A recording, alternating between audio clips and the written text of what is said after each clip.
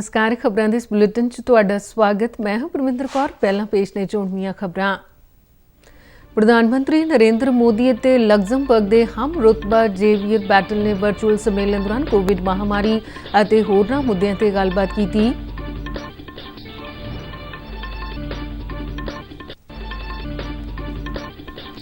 प्रधानमंत्री मोदी भूटानी हम रुतबा लोते शेयरिंग नाल अज रुपे कार्ड के दूजे पड़ाव की शुरुआत करनगे।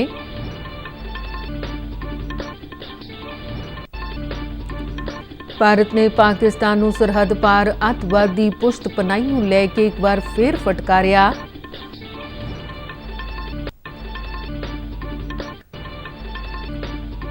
देश भर विच अज छठ पूजा का त्यौहार धार्मिक शरधा ते उत्साह नाल मनाया जा रहा है।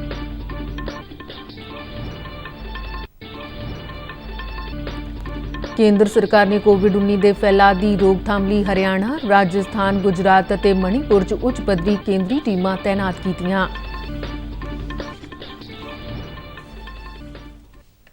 ते हुण खबरां विस्तार नाल। प्रधानमंत्री नरेंद्र मोदी ਅਤੇ ਲਗਜ਼ਮਬਰਗ ਦੇ ਹਮ ਰੁਤਬਾ ਜ਼ੇਵੀਅਰ ਬੈਟਲ ਨੇ ਕੱਲ ਭਾਰਤ ਲਗਜ਼ਮਬਰਗ ਵਰਚੁਅਲ ਸੰਮੇਲਨ ਦੌਰਾਨ ਕੋਵਿਡ ਮਹਾਮਾਰੀ ਸਮੇਤ ਹੋਰਨਾਂ ਦੁਵੱਲੇ ਅਤੇ ਆਲਮੀ ਮੁੱਦਿਆਂ ਤੇ ਗੱਲਬਾਤ ਕੀਤੀ। ਪ੍ਰਧਾਨ ਮੰਤਰੀ ਨਰਿੰਦਰ ਮੋਦੀ ਨੇ ਕੋਵਿਡ-19 ਮਹਾਮਾਰੀ ਨਾਲ ਲਗਜ਼ਮਬਰਗ 'ਚ ਹੋਈਆਂ ਮੌਤਾਂ ਤੇ ਡੂੰਘਾ ਦੁੱਖ ਪ੍ਰਗਟ ਕੀਤਾ ਤੇ ਮਹਾਮਾਰੀ ਨਾਲ ਨਜਿੱਠਣ ਲਈ ਚੁੱਕੇ ਗਏ ਕਦਮਾਂ ਤੇ ਪ੍ਰਧਾਨ ਮੰਤਰੀ ਜ਼ੇਵੀਅਰ ਬੈਟਲ ਦੇ ਯਤਨਾਂ ਦੀ ਸ਼ਲਾਘਾ ਕੀਤੀ। ਇਸ ਵਰਚੁਅਲ ਸੰਮੇਲਨ ਦੌਰਾਨ ਦੋਹਾਂ ਨੇਤਾਵਾਂ ਨੇ ਵਿੱਤੀ ਤਕਨਾਲੋਜੀ, ਗ੍ਰੀਨ ਫਾਈਨਾਂਸਿੰਗ, ਪੁਲਾੜ ਤਕਨੀਕਾਂ, ਡਿਜੀਟਲ ਨਵੀਨਤਾਕਾਰੀਆਂ ਅਤੇ ਨਵੇਂ ਸਟਾਰਟਅਪ ਸੰਬੰਧੀ ਅਹਿਮ ਮੁੱਦਿਆਂ ਤੇ ਵਿਚਾਰ ਵਟਾਂਦਰਾ ਕੀਤਾ। ਪ੍ਰਧਾਨ ਮੰਤਰੀ ਅਤੇ ਉਹਨਾਂ ਦੇ ਹਮ ਰੁਤਬਾ ਬੈਟਲ ਨੇ ਦੋਹਾਂ ਮੁਲਕਾਂ ਦਰਮਿਆਨ ਵਿੱਤ, ਮਾਰਕੀਟ ਰੈਗੂਲੇਟਰ, ਸਟਾਕ ਐਕਸਚੇਂਜਾਂ ਤੇ ਇਨੋਵੇਸ਼ਨ ਏਜੰਸੀਆਂ ਸਮੇਤ ਵੱਖ-ਵੱਖ ਸਮਝੌਤਿਆਂ ਦੇ ਸਿੱਟਿਆਂ ਦਾ ਵੀ ਸਵਾਗਤ ਕੀਤਾ। ਦੋਵੇਂ ਪ੍ਰਧਾਨ ਮੰਤਰੀ ਪ੍ਰਭਾਵੀ ਬਹੁਪੱਖੀ ਪਹਿਲੂਆਂ ਨੂੰ ਅਮਲੀ ਰੂਪ ਦੇਣ, ਮਹਾਮਾਰੀ ਨਾਲ ਪੈਦਾ ਹੋਈਆਂ ਚੁਣੌਤੀਆਂ ਨਾਲ ਨਜਿੱਠਣ, ਅੱਤਵਾਦ ਅਤੇ ਜਲਵਾਯੂ ਤਬਦੀਲੀ ਜਿਹੇ ਮੁੱਦਿਆਂ ਤੇ ਆਪਸੀ ਸਹਿਯੋਗ ਨੂੰ ਮਜ਼ਬੂਤ ਕਰਨ ਲਈ ਵੀ ਸਹਿਮਤ ਹੋਏ। ਲਗਜ਼ਮਬਰਗ ਵੱਲੋਂ ਕੌਮਾਂਤਰੀ ਸੋਲਰ ਗੱਠਜੋੜ 'ਚ ਸ਼ਾਮਿਲ ਹੋਣ ਦੇ ਫੈਸਲੇ ਦਾ ਪ੍ਰਧਾਨ ਮੰਤਰੀ ਮੋਦੀ ਨੇ ਸਵਾਗਤ ਕੀਤਾ ਤੇ ਲਗਜ਼ਮਬਰਗ ਨੂੰ CDRI ਗੱਠਜੋੜ ਵਿੱਚ ਸ਼ਾਮਿਲ ਹੋਣ ਦਾ ਸੱਦਾ ਦਿੱਤਾ। विश्व कोविड-19 पैंडेमिक की आर्थिक और स्वास्थ्य चुनौतियों से जूझ रहा है। भारत लग्जमबर्ग पार्टनरशिप दोनों देशों के साथ साथ दोनों क्षेत्रों की रिकवरी के लिए उपयोगी हो सकती है। डेमोक्रेसी, रूल ऑफ लॉ और फ्रीडम जैसे साझा आदर्श हमारे संबंधों और आपसी सहयोग को मजबूती देते हैं। प्रधानमंत्री बैटल ने नरेंद्र मोदी ਨੂੰ सहूलत मुताबिक लग्जमबर्ग आउण ਦਾ ਸੱਦਾ ਦਿੱਤਾ। ਭਾਰਤ ਦੇ ਪ੍ਰਧਾਨ ਮੰਤਰੀ ਨਰਿੰਦਰ ਮੋਦੀ ਅਤੇ ਉਹਨਾਂ ਦੇ ਭੂਟਾਨੀ ਹਮ ਰੁਤਬਾ ਲੋਤੇ ਸ਼ੇਰਿੰਗ ਅੱਜ ਵਰਚੁਅਲ ਮਾਧਿਅਮ ਰਾਹੀਂ ਰੁਪੇ ਕਾਰਡ ਦੇ ਦੂਜੇ ਪੜਾਅ ਦੀ ਸ਼ੁਰੂਆਤ ਕਰਨਗੇ। ਪ੍ਰਧਾਨ ਮੰਤਰੀ ਨਰਿੰਦਰ ਮੋਦੀ ਵੱਲੋਂ ਪਿਛਲੇ ਮਹੀਨੇ ਅਗਸਤ ਦੌਰਾਨ ਰੁਪੇ ਕਾਰਡ ਦੇ ਪਹਿਲੇ ਪੜਾਅ ਦੀ ਸਾਂਝੇ ਤੌਰ ਤੇ ਸ਼ੁਰੂਆਤ ਕੀਤੀ ਗਈ ਸੀ। ਵਿਦੇਸ਼ ਮੰਤਰਾਲੇ ਦੇ ਹਵਾਲੇ ਤੋਂ ਮਿਲੀ ਜਾਣਕਾਰੀ ਮੁਤਾਬਿਕ ਪਹਿਲੇ ਗੇੜ ਤਹਿਤ ਭੂਟਾਨ 'ਚ ਭਾਰਤੀ ਸੈਲਾਨੀਆਂ ਨੂੰ ATM ਅਤੇ ਖਰੀਦ ਬਿੰਦੂ ਟਰਮੀਨਲਾਂ ਤੇ ਰੁਪੇ ਕਾਰਡ ਵਰਤਣ ਦੀ ਸਹੂਲਤ ਦਿੱਤੀ ਗਈ ਸੀ, ਜਦਕਿ ਦੂਜੇ ਗੇੜ ਤਹਿਤ ਭੂਟਾਨੀ ਕਾਰਡ ਧਾਰਕ ਭਾਰਤੀ ਨੈਟਵਰਕ इस कार्ड की वरतों कर सकणगे। प्रधानमंत्री नरेंद्र मोदी सऊदी अरब की प्रधानगी हेठ G20 मुल्कां दे 15वें सिखर सम्मेलन च वर्चुअल माध्यम राहीं भाग लैणगे। भलके तो शुरू होने वाले दो दिना वर्चुअल सम्मेलन लई सऊदी अरब के किंग वल्लों प्रधानमंत्री मोदी नूं शामिल होने लई सद्दा भेजिया गया सी। सऊदी अरब की प्रधानगी हेठ होने वाले सम्मेलन का विषा सारिਆਂ ਲਈ 21ਵੀਂ सदी के मौके रखा गया। विदेश मंत्रालय वल्लों दित्ती गई जानकारी मुताबिक साल 2020 च G20 देशां की दूजी मीटिंग है। इस सम्मेलन समूह के नेतावां वल्लों कोविड-19 महामारी तो मुड़ उभरन लई आर्थिकता के टिकाऊ, सम्मिलित ਅਤੇ लचकता संबंधी पहलुआं ते ध्यान केंद्रित किया जाएगा। इस तो इलावा नेतावां वल्लों महामारी नाल नजिੱਠਣ ਦੀਆਂ ਤਿਆਰੀਆਂ ਤੇ ਰਸਤਿਆਂ ਤੋਂ इलावा रोजगार की मुड़ बहाली ते भी चर्चा की जाएगी। ਭਾਰਤ ਨੇ ਪਾਕਿਸਤਾਨ ਨੂੰ ਸਰਹੱਦ ਪਾਰ ਤੋਂ ਅੱਤਵਾਦੀ ਪੁਸ਼ਤ ਪਨਾਹੀ ਨੂੰ ਲੈ ਕੇ ਇੱਕ ਵਾਰ ਫੇਰ ਫਟਕਾਰ ਲਗਾਈ ਹੈ। ਨਵੀਂ ਦਿੱਲੀ 'ਚ ਪੱਤਰਕਾਰਾਂ ਨਾਲ ਗੱਲਬਾਤ ਕਰਦੇ ਵਿਦੇਸ਼ ਮੰਤਰਾਲੇ ਦੇ ਬੁਲਾਰੇ ਅਨੁਰਾਗ ਸ਼੍ਰੀਵਾਸਤਵਾ ਨੇ ਕਿਹਾ ਕਿ ਪਾਕਿਸਤਾਨ ਲਗਾਤਾਰ ਸਰਹੱਦ ਪਾਰੋਂ ਅੱਤਵਾਦੀ ਗਤੀਵਿਧੀਆਂ ਨੂੰ ਸ਼ਹਿ ਦੇ ਰਿਹਾ ਹੈ। ਉਨ੍ਹਾਂ ਕਿਹਾ ਕਿ ਪਾਕਿਸਤਾਨ ਦੀ ਫੌਜ ਸਰਹੱਦ ਪਾਰ ਕਰਨ ਵੇਲੇ ਗੋਲੀਬੰਦੀ ਦੀ ਉਲੰਘਣਾ ਕਰਕੇ ਅੱਤਵਾਦੀਆਂ ਦੀ ਮਦਦ ਕਰਦੀ ਹੈ, ਜਿਸ ਨਾਲ ਸਰਹੱਦ ਤੇ ਸ਼ਾਂਤੀ ਅਤੇ ਸੁਹਿਰਦਤਾ ਦਾ ਮਾਹੌਲ ਖਰਾਬ ਹੁੰਦਾ ਹੈ। ਉਨ੍ਹਾਂ ਕਿਹਾ ਕਿ ਕਸ਼ਮੀਰ ਘਾਟੀ ਵਿੱਚ ਅੱਤਵਾਦੀ ਗਤੀਵਿਧੀਆਂ ਲਈ ਪਾਕਿਸਤਾਨ ਵੱਲੋਂ ਅੱਤਵਾਦੀਆਂ ਨੂੰ ਹਥਿਆਰ ਹਥਿਆਰ ਅਤੇ ਮਾਲੀ ਇਮਦਾਦ ਮੁਹੱਈਆ ਕਰਵਾਈ ਜਾਂਦੀ ਹੈ। ਸ਼੍ਰੀ ਵਾਸਤਵਾ ਨੇ ਕਿਹਾ ਕਿ ਵਿਦੇਸ਼ੀ ਮਦਦ ਤੋਂ ਬਗੈਰ ਅੱਤਵਾਦੀਆਂ ਕੋਲ ਅਜੇ ਹਥਿਆਰ ਹੋਣਾ ਸੰਭਵ ਨਹੀਂ ਹੈ।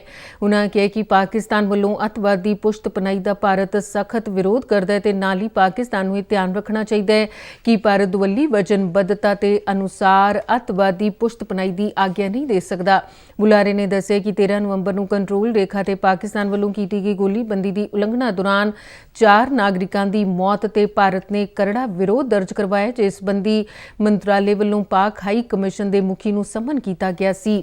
ਗੁਰਦੁਆਰਾ ਸ਼੍ਰੀ ਕਰਤਾਰਪੁਰ ਸਾਹਿਬ ਬਾਰੇ ਪੁੱਛੇ ਇੱਕ ਸਵਾਲ ਦੇ ਜਵਾਬ 'ਚ ਸ਼੍ਰੀ ਵਾਸਤਵਾ ਨੇ ਕਿਹਾ ਕਿ ਲਾਂਘੇ ਨੂੰ ਖੋਲ੍ਹੇ ਜਾਣ ਸੰਬੰਧੀ ਗ੍ਰਹਿ ਮੰਤਰਾਲੇ ਨਾਲ ਗੱਲਬਾਤ ਕੀਤੀ ਗਈ ਹੈ।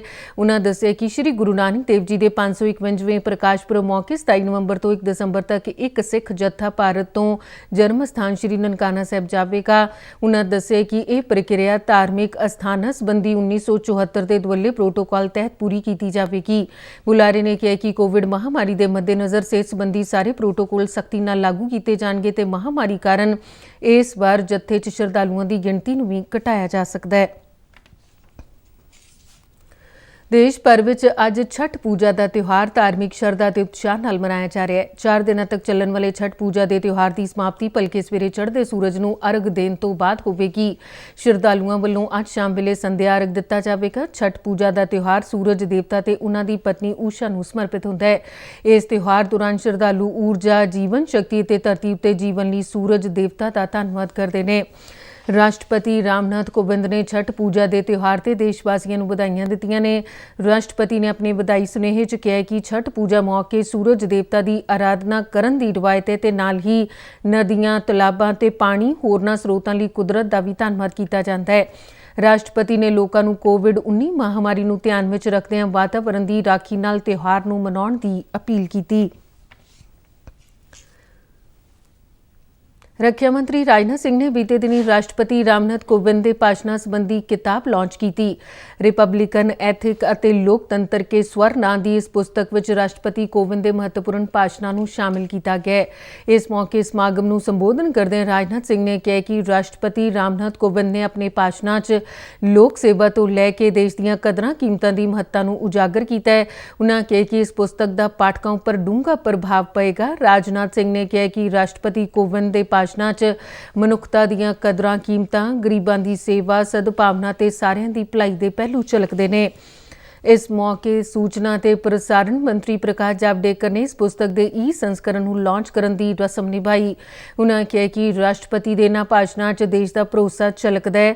ਇਸ ਮੌਕੇ chief of defence staff general Bipin Rawat ਅਤੇ ਤਿੰਨੋਂ ਸੈਨਾਵਾਂ ਦੇ ਮੁਖੀਆਂ ਤੋਂ ਇਲਾਵਾ ਰਾਸ਼ਟਰਪਤੀ ਸਕੱਤਰੇਤ ਅਤੇ ਸੂਚਨਾ ਤੇ ਪ੍ਰਸਾਰਣ ਮੰਤਰਾਲੇ ਦੇ ਕਈ ਅਧਿਕਾਰੀ ਵੀ ਮੌਜੂਦ ਸਨ। ਸੂਚਨਾ ਤੇ ਪ੍ਰਸਾਰਣ ਦੀ ਪਬਲੀਕੇਸ਼ਨ ਡਿਵੀਜ਼ਨ ਵੱਲੋਂ ਇਸ ਪੁਸਤਕ ਨੂੰ ਰਿਪਬਲਿਕਨ ਐਥਿਕਸ ਸਿਰਲੇਖ ਹੇਠ ਅੰਗਰੇਜ਼ੀ ਅਤੇ ਲੋਕਤੰਤਰ ਕੇ ਸਵਰ ਤਹਿਤ ਹਿੰਦੀ 'ਚ ਛਾਪਿਆ ਗਿਆ। ਇਸ ਦੇ ਤੀਜੇ ਭਾਗ ਵਿੱਚ ਰਾਸ਼ਟਰਪਤੀ ਦੇ ਕਾਰਜਕਾਲ ਦੇ ਤੀਜੇ ਸਾਲ ਦੇ 57 ਚੋਣਵੇਂ ਭਾਸ਼ਣਾਂ ਨੂੰ ਸ਼ਾਮਿਲ ਕੀਤਾ ਗਿਆ। ਕੇਂਦਰ ਸਰਕਾਰ ਨੇ ਹਰਿਆਣਾ, ਰਾਜਸਥਾਨ, ਗੁਜਰਾਤ ਅਤੇ ਮਨੀਪੁਰ 'ਚ ਕੋਵਿਡ-19 ਫੈਲਾਅ ਦੀ ਰੋਕਥਾਮ ਲਈ ਉੱਚ ਪੱਧਰੀ ਕੇਂਦਰੀ ਟੀਮਾਂ ਤਾਇਨਾਤ ਕੀਤੀਆਂ ਨੇ। ਸਿਹਤ ਮੰਤਰਾਲੇ ਵੱਲੋਂ ਦਿੱਤੀ ਗਈ ਜਾਣਕਾਰੀ ਮੁਤਾਬਿਕ ਇਹ ਟੀਮਾਂ ਸੂਬਿਆਂ ਦੇ ਕੰਟੇਨਮੈਂਟ, ਨਿਗਰਾਨੀ ਅਤੇ ਟੈਸਟਿੰਗ ਪ੍ਰਕਿਰਿਆ ਨੂੰ ਮਜ਼ਬੂਤ ਕਰਨ ਵਿੱਚ ਸਹਿਯੋਗ ਕਰਨਗੀਆਂ। ਕੌਮੀ ਰਾਜਧਾਨੀ ਦਿੱਲੀ 'ਚ ਰੋਜ਼ਾਨਾ ਸਾਹਮਣੇ ਆਉਣ ਵਾਲੇ ਕੇਸਾਂ 'ਚ ਵਾਧਾ ਹੋਣ ਦੇ ਮੱਦੇਨਜ਼ਰ ਰਾਜਧਾਨੀ ਖੇਤਰ ਨਾਲ ਲੱਗਦੇ ਹਰਿਆਣਾ ਅਤੇ ਰਾਜਸਥਾਨ ਸੂਬਿਆਂ 'ਚ ਇਹਨਾਂ ਟੀਮਾਂ ਦੀ ਤਾਇਨਾਤੀ ਦਾ ਫੈਸਲਾ ਲਿਆ ਗਿਆ। ਮੰਤਰਾਲੇ ਮੁਤਾਬਿਕ ਇਹ ਉੱਚ ਪੱਧਰੀ ਟੀਮਾਂ ਜ਼ਿਲ੍ਹਾ ਪੱਧਰ ਤੇ ਕੰਟੇਨਮੈਂਟ, ਨਿਗਰਾਨੀ, ਟੈਸਟਿੰਗ, ਲਾਗ ਰੋਕਥਾਮ ਅਤੇ ਕੰਟਰੋਲ ਪ੍ਰਬੰਧਾਂ ਦੀ ਸਮੀਖਿਆ ਕਰਨਗੀਆਂ। ਉਨ੍ਹਾਂ ਦੱਸਿਆ ਕਿ ਟੀਮਾਂ ਪ੍ਰਭਾਵਸ਼ਾਲੀ ਪ੍ਰਬੰਧਨ ਨਾਲ ਜੁੜੇ ਸਮੇਂ ਸਿਰ ਜਾਂਚ ਅਤੇ ਅਗਲੀ ਕਾਰਵਾਈ ਦੇ ਪ੍ਰਬੰਧਾਂ ਲਈ ਸੰਬੰਧਿਤ ਅਥਾਰਟੀਆਂ ਨੂੰ ਦਿਸ਼ਾ ਨਿਰਦੇਸ਼ ਦੇਣਗੀਆਂ। ਵੰਦੇ ਭਾਰਤ ਮਿਸ਼ਨ ਦੇ 8ਵੇਂ ਗੇੜ ਤਹਿਤ 24 ਮੁਲਕਾਂ ਲਈ 763 ਉਡਾਨਾਂ ਚਲਾਈਆਂ ਗਈਆਂ। ਇਸ ਗੇੜ ਸਮੇਤ ਵੰਦੇ ਭਾਰਤ ਮਿਸ਼ਨ ਤਹਿਤ ਹੁਣ ਤੱਕ ਤਕਰੀਬਨ 31 ਲੱਖ ਭਾਰਤੀਆਂ ਨੂੰ ਵਤਨ ਵਾਪਸ ਲਿਆਂਦਾ ਗਿਆ। ਵਿਦੇਸ਼ ਮੰਤਰਾਲੇ ਨੇ ਦੱਸਿਆ ਕਿ 8ਵੇਂ ਗੇੜ ਤਹਿਤ ਹੁਣ ਤੱਕ 1,40,000 ਭਾਰਤੀ ਵਤਨ ਪਰਤ ਚੁੱਕੇ ਨੇ।